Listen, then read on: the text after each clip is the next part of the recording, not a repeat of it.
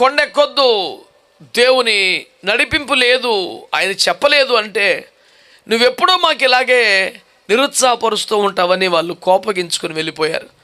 అక్కడ వాడిన భాష మోషే అయినను యెహోవా మందసమైనను పాలెములో నుంచి కదలలేదు, ఆయనను వారు మూర్ఖించి కొండ ఎక్కి అక్కడ వారి చేతిలో చంపబడ్డారని రాశాడు.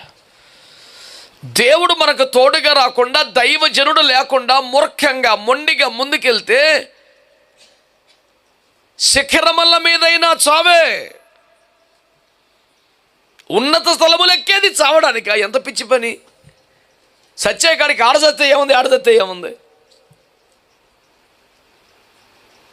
ఐగుప్తును వదిలి సముద్రాలు దాటి నదులు దాటి ఇంత వాగ్దాన దేశానికి చేరుకు చచ్చిపోవడానిక? ఇంత బతుకు బతికి ఇంటి వెనకాల చచ్చినట్టు అని ఒక సామెత లేదు? పరిగెడుతున్నావు సరే,